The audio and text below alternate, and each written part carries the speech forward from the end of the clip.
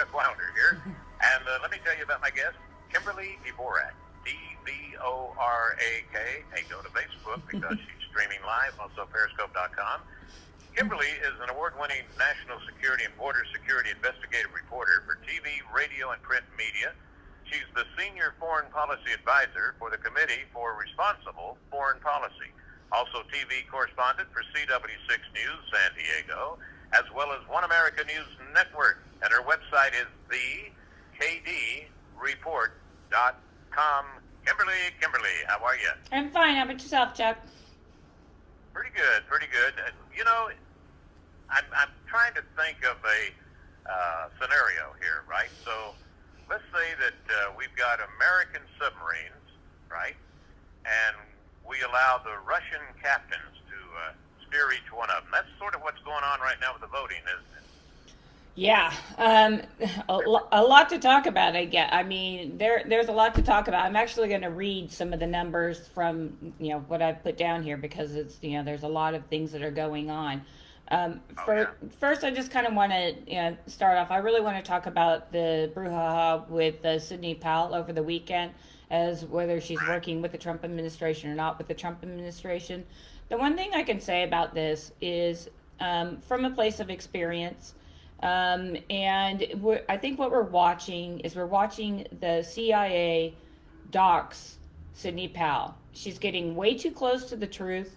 And as what happened to Glenn Greenwald when he dared to cover, Snowden and, all of those important information, the Panama Papers that has been completely, pushed away. And, with the Michael Hastings coverage that I got and the backlash that I received from, far left organizations that have known ties with the CIA. They're the most corrupt criminal organization operating in this United States right now. And what they're doing to Sydney Powell is exactly what they've done to other journalists and other whistleblowers who have dared to come forward and say that this is what I have found.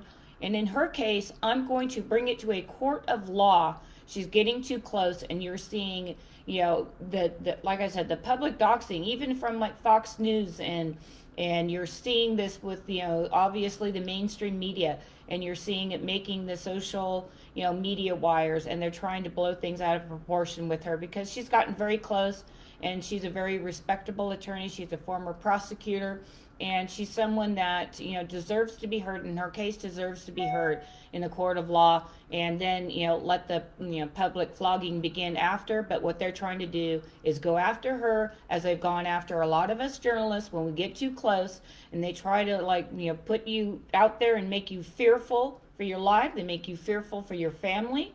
And what we're watching going on right now with Sydney is very scary and very familiar, and you can ask that of a lot of journalists who have been treated to a lot of the same behavior. And that, I just want to state up front, and with all of that, then we can go into the election. I believe she's on to something anyways. Yeah, and I'll tell you, first off, when I was talking about, the submarines and the Russians, I'm talking about the Dominion. Yeah. That was the Russians. Sydney, according to M. Dowling, and I think I've mentioned her before, that she's saying that Sydney Powell was shunned to protect Trump's Supreme Court cases that are going to be coming up. She didn't want to mess up the possibility of them not going to the Supreme Court, I guess. Yeah. Boy, this is like so many balls up in the air, you don't know which one to catch, huh? Exactly. And again, this is, the media does a great job with this because as, chief propagandist, it seems to me Fox News joining in on all of this fun. They're trying to, steer the outcome of this of where the establishment wants this to go. And they want this to go back to Joe Biden because they don't want any investigations into Hunter Biden. They don't want any investigations into the COVID situation and possibly, hospitals and, doctors, putting people out there and saying that if you fell off a ladder, well, you had the COVID in you, so you died of COVID. So inflating numbers, holding back, the vaccine, I guess. I mean, this is supposed to be a virus. If you have the flu, you don't, the flu shot can help you, but it doesn't have, 90%, effective rate. So you're not going to get, the numbers with all of this. And I just think the entire, when you look at the entireness of all of this, and you talk about the balls up in the air, well, it takes a lot to keep all those balls up in the air. And the establishment, and by establishment I say both political parties, they don't want things to change. They want to continue with the overspending, the fact that the military industrial complex should continue unabated. We actually need to go around the world and insert the U.S. in, like Biden would like to do, in more ways. We're going to just put ourselves out there. The American people are tired of this. The American people want to focus on jobs. They want the government to get off their back, get off these regulations, let Trump's policies actually go back into working like they were before COVID came along, and let's get back to work as a nation. And those who are have very high risk of getting COVID, then they need to be they need to stay at home. They need to stay away from other people. That's understandable. For the rest of us that don't have those worries, then we need to be able to get on with our lives and let this country get back to the business of taking care of its own citizens by working. Well, I'll tell you, on my show coming up in the next hour, Kimberly, I just want to throw this out at you. Selwyn Duke has an interesting article about every Los Angeles region sheriff is now going to refuse to enforce the COVID-19 curfew. Yeah. Boy, they're acting like dictators, and they Yeah. don't want to give it up. And this is in all of these Democratic-run deals. Yeah. And then we've got, going back to your report, Governor Brian Kemp. Yep. Is the Republican or what? He's Republican. Yep. Is he doing some hanky-panky? It appears that he may be up to some hanky-panky down in Georgia. So again, this is not an issue where this is about just Democrats. This is about establishment people for whatever reason. And Sydney believes that he's been bribed by Dominion to change these votes, and using the system he was able to do that, or authorize it, or go ahead and sign off and certify the votes for his state. She has her opportunity in court to do so. I think that most Americans, especially if you're living in Georgia, you would want to know if this is actually something that happened. If not, I mean, why wouldn't you want to get rid of the Republican governor if you're a Democrat? So you have to look at all of these things in the totality of it. And why are we seeing this? I can't explain it. I mean, to me, I would think that governors and local lawmakers, legislators at the federal level, they would all want best for what this for this country. But it just seems like they want to depress the economy to such a level that the people that are going to be able to pick up the pieces are going to be the wealthy and the upper middle class. Those people are going to buy houses at presumably low prices. China can come on in and purchase whatever they need to purchase, and this is what we're going to be faced with moving forward. And I just think that when you look at all of this in the totality, and for me, I don't understand. I just sit here and say I don't get people why they would do something of that nature, why they would want to rig an election, undercut what the American people want, and especially undercut the United States of America. But it looks more and more like something like that is afoot here, and we need to hear what's going on in these court cases. And when they come out and they testify under oath of the penalty of perjury, then we'll see what really is going on out there. But for the media to push all of this aside, to say that there's nothing here to see, we've already got a Biden elect, we're going to start seeing what his cabinet members are, and not one state has been certified at a national level, and we're making that decision with all of this stuff up for grabs right now. Yeah. Earlier today, Kimberly, I was reporting that in a 2006 CNN segment, they had, it was called Democracy for Sale, and they were talking about a company owned by Venezuela, and they were so upset that this Venezuela company would be allowed to take over one of our top voting machine firms. Yeah. Yeah. I mean, there are a number of stories. Yeah, there are a number of stories like this. So if this is taking place, okay, even if they don't give the election to Trump and we move on from this sometime in the future, don't we want to know that our voting is actually, completely, integrity filled, and we have no lapses in security in any of this stuff, whether it's from a corrupt company that may want to insert themselves, and whether it's another country that wants to hurt the United States for national security reasons. I mean, there's a number of different things we need to look at on this, and it's just there are so many anomalies here that we have got to get through these. And the states that are in question, we need to sit down and go through these. We did not see this take place in California, a very dark blue state. We didn't see this in New York City, a very dark blue state. So these changes in this, all of these anomalies took place in swing states that are going to determine who is the next president of the United States. So do we not want to make sure that all of these states and all of these cases are heard? So in the off chance we have to go through this again in 2 years for 2022, that we know that when we mail in a ballot or we walk in and vote, that our vote actually counts and that it's not being manipulated by some third party behind the scenes. And in this case, the big fourth party might be the Dominican Machines. Yeah. And it's interesting that they were in every swing state, and you hear about, Arizona, we're having a problem there with Maricopa, and then the governor from Arizona, maybe a senator, was on One American News, I think it was, and saying, they use that machine, the Dominican. That's for. Well, it's ripe for fraud. It's ripe for that that even hackers that are in high school that are very smart, and they can go in. They're saying that it's very simple. For someone like me, I have no idea how you would do something like that, but there are a lot of people that know how to look at this, and they're looking at the algorithms, and they're also looking at when all of these votes came in, and they all came in at one particular time, and it the skyrocketing jump, like one of the jump here in Montgomery County in Pennsylvania, for example, they at 9:09 a.m. they had a 90,000 votes that were logged on, and that they were only 90, that it only increased by 95,000 the entire day. So then at the end of the day, in the middle of the night, now we're seeing this huge jump. And again, these are just anomalies, and it's happening at certain times in the middle of the night.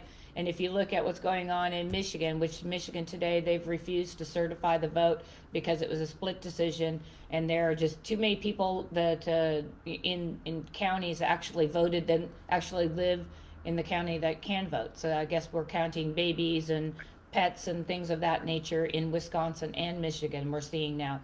So, I mean, you're looking at all of these anomalies, and the media does not want to cover this, because when you uncover this, it's pretty darn frightening. And the media doesn't want to give up their power on any of this as well. I used to be a member of the mainstream media, and walking away from it, a career that you have, it's difficult to kind of walk away from it, but when you see what they're really capable of doing, it's you get very, very frustrated. And when I watch this, I know what's going on behind the scenes, and there are a lot of good reporters out there that are being told, you can't report on this, you can't say that, because it'll undercut the advertisers who happen to be spending advertising money with a newspaper or a TV outlet. So it happens. Well, and speaking of algorithms a while ago, and I think this is in Florida, according to your report, they gave the Democrats 35,000 extra votes. And being in Florida, there's possibility maybe they were counting mosquitoes also. Yeah. Well, yeah, I mean, you never know. It just depends who was in the voting booth with them. So if they had a couple of mosquitoes on them, and I think we do this in jest, but this is scary. I mean, we have to kind of laugh about it. You have to kind of check out a little bit about it. But this is, and people, like I said, when I went up to Pennsylvania and I talked to people outside the Beltway, people are really upset about this. They're not happy with what's going on here. And it's the only people that have the ability to report on this stuff refuse to report on it. But people, regular people, middle class people, poor people, they're out there saying, this is ridiculous. I mean, even I could say that there's something going on here, because Americans don't want this country to continue to be locked down. And, it hurts the middle class. It hurts the poor people the most. And, if they're doing this for a power grab, shame on them. But, just like, Well, and yeah. this country does. We have a really strong, we have a strong there's more of us than there are them. I'll say that at the end of the day. And it doesn't matter whoever, the outcome. We're going to see demonstrations and protesters in large numbers, because that's what Americans do. The right tends to do it a little more peacefully. The left tends to loot and, tear apart downtown cities. But, you're going to see a lot of people out in the street because they're really upset about this. And they smell a rat. And they want to know why the mainstream media is not reporting on this, because this is to them very important. And getting back to work and the fear of these new lockdowns is another thing that they can't do. America is fatigued when it comes to this. So, like I said, I don't understand how these people can dislike this country to such a degree that they can't understand and report on what's really going on. So I think the same way, but I think it all comes down to that there's such a big percentage that has been indoctrinated already at our colleges and schools. Kimberly Dvorak, pardon me, her website, thekdreport.com. And we're going to continue in just a moment with more, including, is it the possibility maybe that Thanksgiving is going to mark the beginning of the lockdown resistance? If you put up with it for Thanksgiving, who knows what they can do? We'll be right back. Dvorak, Senior Foreign Policy Advisor for the Committee for Responsible Foreign Policy, and having problems here with our American policies, I guess you'd call it. Hey, I was going to tell you, Kimberly, about that Georgia and, the mosquitoes and all that stuff. I was just sitting here, during the break there, short break, thinking about, this Georgia voter that walked up, and the guy said, what's wrong with you? And he said, mosquitoes. They've been biting me. The guy said, you heard him? He said, Biden. Mark it down. All right, go ahead. Okay, there we go. Okay, so we'll go back. Let's go back to Pennsylvania for a second here. When they've gone up to Montgomery County and they started looking at the mail-in ballots that came in, they ran 98.1% of the ballots that came in for Biden. 98.1%. And then 1.5% for President Trump. And then the Libertarian candidate, Jorgensen, came in at 0.8%. Obviously, these are stats that, have got to be, flagged and alarming, because, President Trump, is much more, popular. And he's very popular with the Democrats in that state, by the way, which a lot of the state is Democrat, but they love President Trump, for obvious reasons. They used to manufacture and energy and all of those things that, keep them employed. So when you look at things like that, you couple these, and this isn't even getting into the machines that possibly flip votes from Trump to Biden. These are just anomalies with the mail-in ballots, and there's a. And I'll tell you something. Yeah. Go ahead. Kimberly, how we mentioned how the Democrats blame others for the same thing you do. In your report, you also include. Are you ready for this, listeners? That they probably use Dominion voting systems so that Hillary would beat Senator Bernie Sanders. Yeah. See? This is something that's gone back. I mean, young people thought that Hillary stole the election, literally, from Bernie, the primary election. They did. They felt completely burnt because, the crowds that went to go see him, nobody went to go see Hillary. Oh, yeah. Just look back. So this is not something, again, this gets to the heart of things. We need to figure this out now. Forget about which way the election goes. Obviously, everybody on the right wants Trump, and on the left they want Biden. But we need to know where these voting machines are, able to be hacked, because moving forward in the next elections and the upcoming elections, we want to know that there is no way that we can have any kind of fraud. within these votes. And we have to have, ballots that are all watermarked and they all look the same, because you're finding out different weighted ballots that are going through machines. Well, that means that you went down to Kinko's and got the ballot printed out instead.